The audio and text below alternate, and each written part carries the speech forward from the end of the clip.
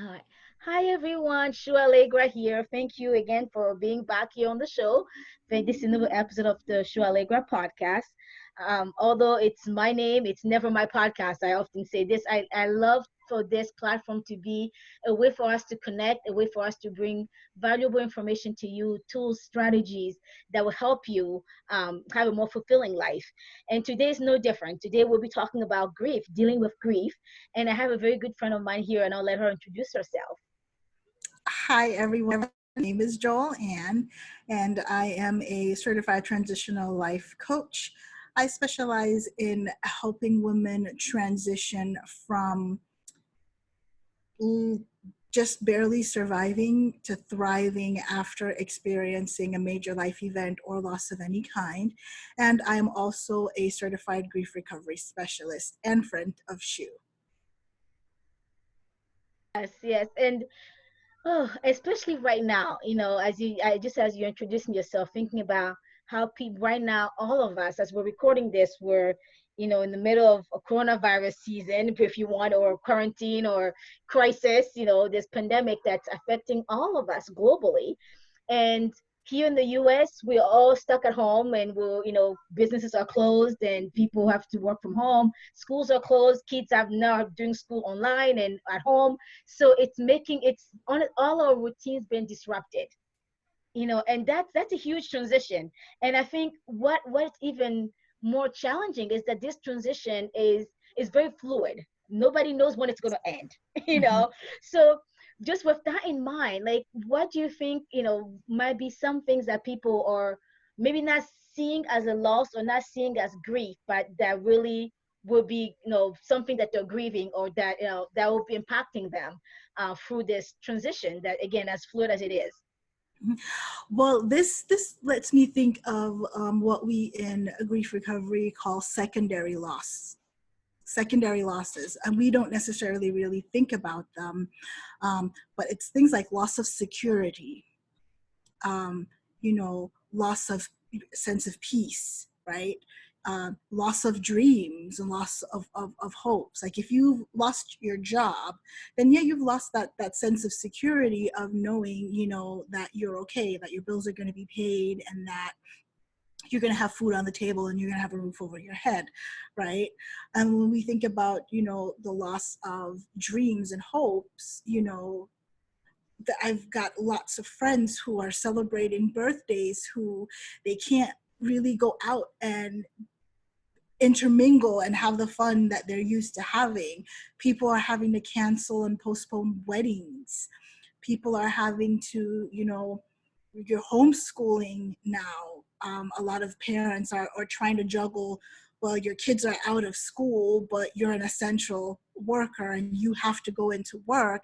Like, how do you juggle that? How do you manage that to get your child the care that they need, without exposing them, to the virus that you're trying to keep them away from? But it's all a vicious, it's all, a cycle. And yeah, you do feel like you've lost something, and you do feel like a sense of grief. I was in one of the grief groups that I belong to today, and someone was saying something along the fact that they feel like the world is finally catching up with the anxiety and the uncertainty that they've felt since they've lost their loved one. It's almost like the world is catching up now, because there is that sense of anxiety of not knowing what's going to happen next, of not knowing, when are we going to be able to interact with each other? When am I going to be able to see my loved one again? When am I going to be able to go back to life as normal? Are we ever going to be able to go back to life as normal? So while we may not have necessarily had the physical death of a loved one, we have essentially experienced the death of life as we knew it, because it's a whole different ball game right now.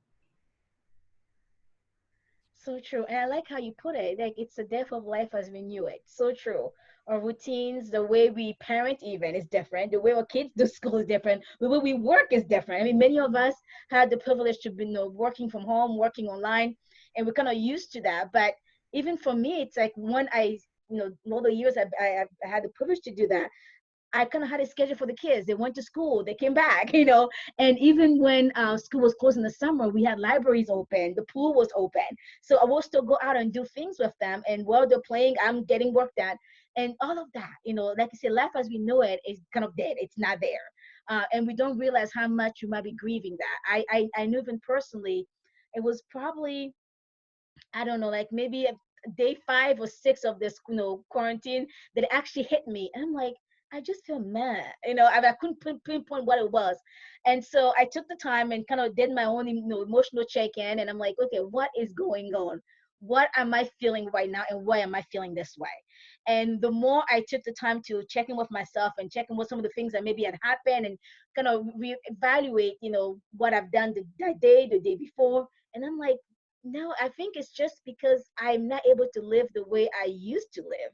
And that having that routine change and totally being out of my control, right? Because it's one thing, like I even told a friend, I love to stay home and work from home and be with my kids in my own terms. This is out of my control. And it does make it hard to adjust. It does make it hard to adjust. And I also like how you know, brought that secondary loss, because sometimes we don't think about it. Like you say, weddings being canceled. You're not just missing the wedding that you wish you would have, and then you're like, oh, all the other things that came with it that now are not going to happen when you want it to happen. And people, like right now, I recently lost a friend, and I found out about it Friday morning, and it was so hard. Not just I was crying nonstop, and then realizing we didn't get a chance to say goodbye. Now we can't even say goodbye the way we want to, because there's no funeral happening, again, because social distancing. So then you grieve that, and on top of the grief that the friend is gone, you grieve the part that you can't have closure as you want it. You know, you can't. So, and then I grieve about the family that's going to be going through all of this alone, because they can't be with people that, you know, people who love them and want to support them. So yeah, it's very important to be mindful for all of us on those secondary losses, and actually, you know, attend to pay attention to those and take care of them, because otherwise, you know, you might feel like you had it figured out and like, I'm feeling good, and then it hits you again. You're like, oh, what that happened, right? It might be those secondary losses that you didn't pay attention to. So Right. what are some ways that people can address, if you want, those secondary losses? Well, one of the first things you have to do is acknowledge them. Acknowledge that it exists. Don't ignore it. Don't sweep it under the rug. Don't think like it's too small. Oh, it's not important. Oh, that doesn't matter. It matters. It matters. The fact that we aren't able to, like you said, be with our loved ones, right? Our love, I firmly believe that our love languages is connected to the way that not only we love, but also the way that we grieve. And if my love language is physical touch, and I'm mourning the loss of a loved one, and all I want right now is for someone to just come and hold me and give me a hug, but I can't, because of social distancing and because we're under quarantine. And that is even so much more difficult to deal with and to handle. So just acknowledging it, acknowledging, you know what I would need right now is a hug.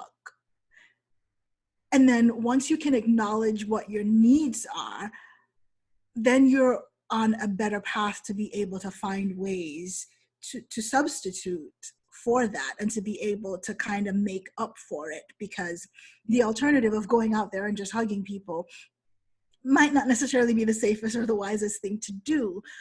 But at the same time, if that's what you need, we're going to have to find a way to get that need met. Yes. And I think that's the key is, as we're grieving, you know, whether it's, you know, primary loss, secondary loss, you know, how many losses, we're all grieving something, whether we, you know, we want to acknowledge it or not, no matter what we're grieving, I think it's important to realize, now, like we say, acknowledging it, and then give yourself what you need. And you might have to Yes. think outside the box. Like right now, if it's hugs and you can't hug people, you know, maybe it's getting a weighted blanket. That's maybe that's what you need right now. Having I that was extra just going to pressure. say. Mhm. I was just going to suggest that because actually physical touch is one of my love languages. And thank God I bought a weighted blanket right before this whole epidemic started. And I think that has been my saving grace because I live alone. Mm-hmm. So my quarantine is me alone. So yeah, my weighted blanket has saved my life. So figure out what that is that you need. If it's, quality time, make sure you take the time to Skype with Yes. that person or FaceTime or talk with them, however it is that you need to carve that time out for them. If it's acts of service, you might not be able to do something for them, or you still might be able to. You can't really see them, but you might be able to drop off some groceries for them that they might need. You might be able to pick up some shopping for them. You might be able to run errands if they're not able to, or you might be able to ask somebody to do that for Right. you. Cook a meal and drop it at the door and knock and run, whatever it is that you need to do. But you Yeah. won't be able to meet those needs if you don't acknowledge them and are just honest with yourself about what it is that you need so that Mm-hmm. you can find the best way to meet as best as possible. Right. Yeah. Yeah. And I like how you brought the five love languages because we all experience love differently. And like you say, if one person their love language is it's act of service, and you're like, well, I bought them flowers. I send them this. And they're like, it's not connected because for them they need you to do something for them to receive that love. It's almost like you're communicating in two different frequencies. And it Mhm. doesn't help frequencies, so it doesn't help. So definitely knowing what you need, and then even the people that you love and you support. Maybe you have someone who we're all grieving right now, one way or another. But as in life in general, if you know someone is grieving, whether it's the loss of a job, loss of a loved one, being able to connect with them and asking them how they want to be supported, so that again you're not just going based on what works for you, but on what works for them. It's so easy for people. I recently heard um, a story about someone who lost a loved one, and actually people from church, well meaning, they bought this person grief books on grief and dropped it off and like, oh, here's the book, and said and gave a card and then left. And the person like, I wish they'd have taken the time to even sit down with me. I said, the Mhm. book is great, but honestly, what I needed more than the book was interaction with people. So again, that tells you that's the love language. They need that support with people. So it's important to check in with people and not just assume that you know what they need when they're grieving. Not just assume. So just as we need different things, others need different things, and be able to communicate with them.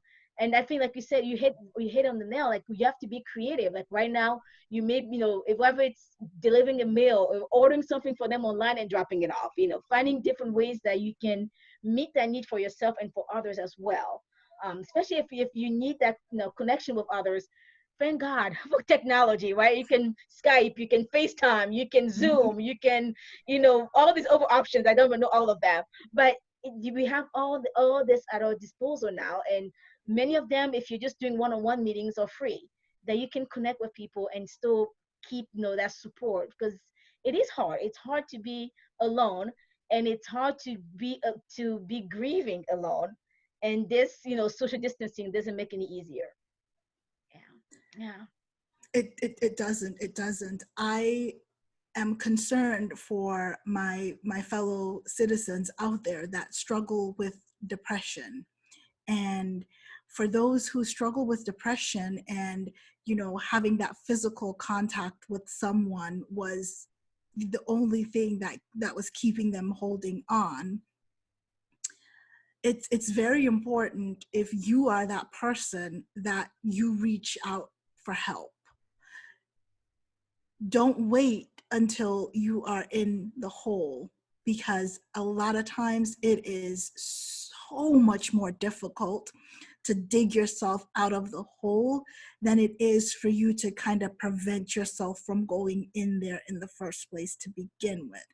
So it's very important to be intentional about making sure that you're making your connections on a daily basis. If it means writing down a list of, okay, these are the people that are important to me, and you write your checklist out, and okay, I need to talk to this person today, this person today, this person. I need to talk to these three people for at least 2 minutes, physical conversation, not just text.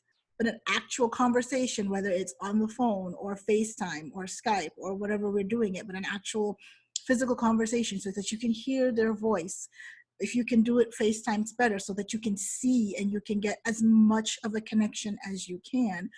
Don't wait until you can't get out of bed, because it's going to be even that much more difficult for you to be able to reach out. And with us social distancing, it's going to take a longer period of time for people to notice that I haven't seen him around, I haven't seen her around, let me check on them. So it's very important for you to take control of what you can take control of, what you are responsible for, and what you have control over. Take control of it. Be in command of that, because you are responsible for your health, right? Even though you have other people that are around you and supporting you and helping you with that, ultimately it's your responsibility. And if you're letting your loved ones know, listen, this 5-minute phone call on a daily basis is going to be the thing that is going to keep me solid, that's going to keep me grounded. So please, I need this from you. I'm positive that these people in your life that love and care for you will be more than happy to oblige you and to give you that 5 minutes that you need, if it's whether it's on a daily basis or it's an every other day basis. But you have to recognize that need in yourself, and you have to be intentional of making that need known so that people can give that to you as well. I totally agree. I couldn't agree more.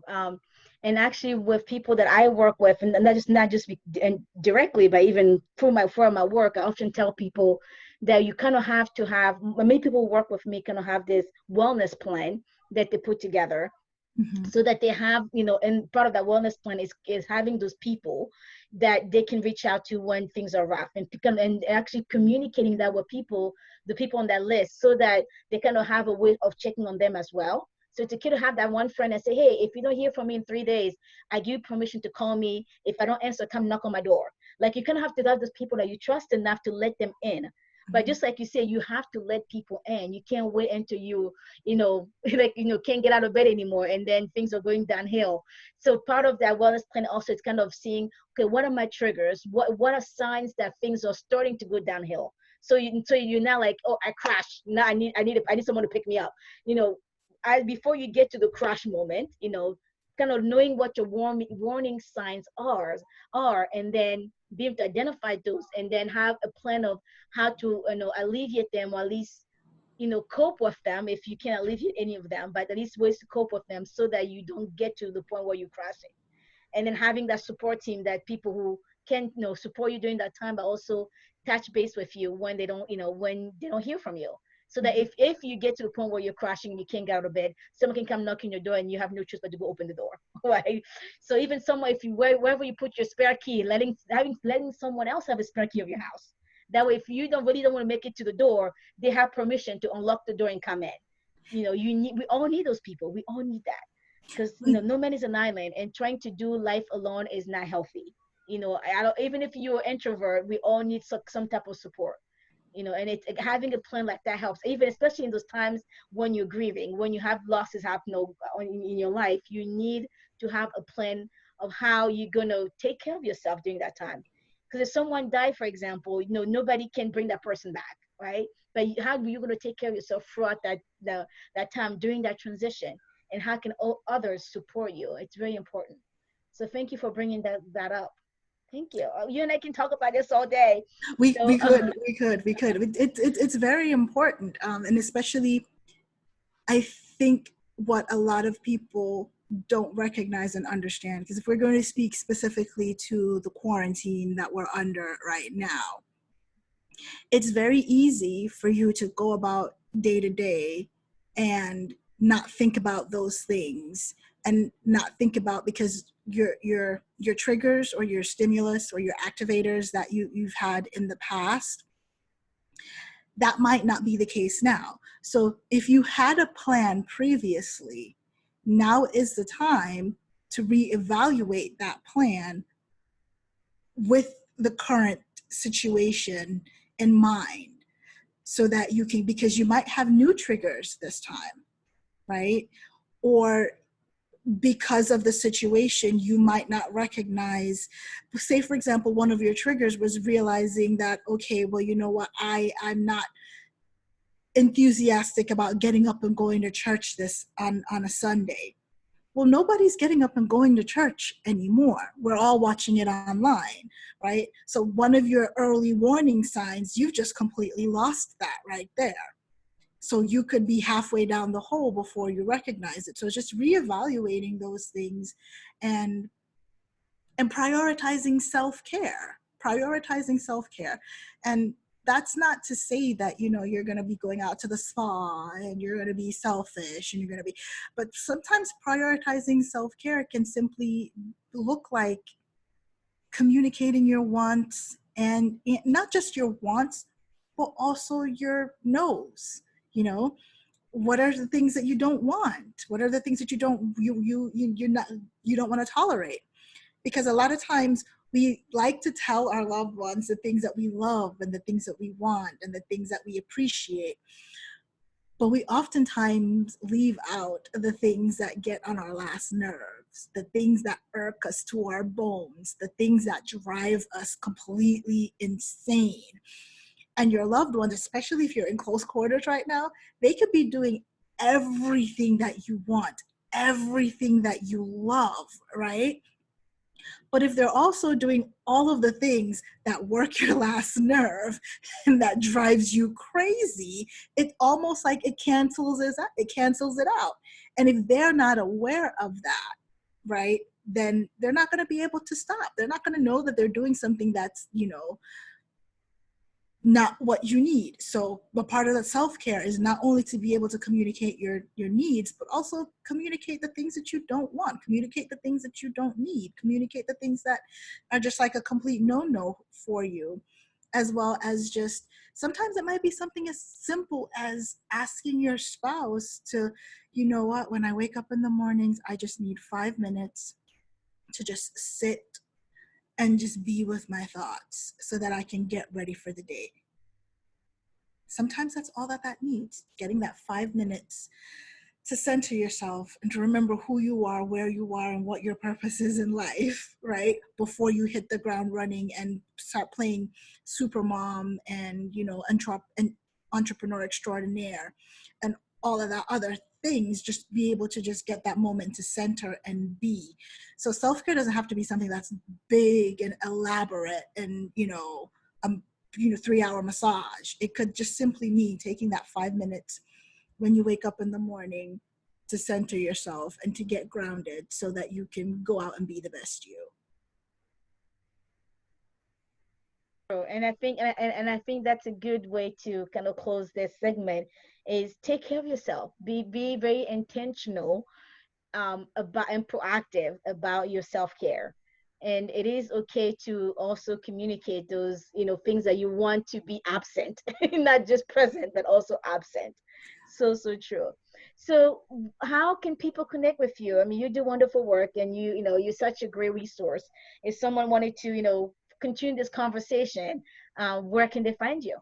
They can find me in a couple of different places on my website, www.evolvespiritbodymind.com. I can find me on Facebook, Evolve Spirit Body Mind LLC. I also have a private Facebook group, Evolving Through Grief. And you can also connect on evolvingthroughgrief.com as well. Awesome. Awesome. Thank you for sharing all that. And we'll make sure that we add all those links in the notes or description for this segment that people can just click on there as well. But thank you so much for being here. And I appreciate you and, you know, all that you do and, you know, just all you are. You know, you're such a great person, you know, in general. But for others who are listening, I really encourage you right now, you know, if you're going through any type of loss, not just, you know, the physical death of someone, but some emotional losses or, you know, secondary losses because of things changing, routine changing, or you're struggling through transitions right now, I really, really, really, really encourage you to check out those links that we'll put there and connect with her and continue this conversation so that you can go from surviving to actually thriving. All right. Thank you, guys.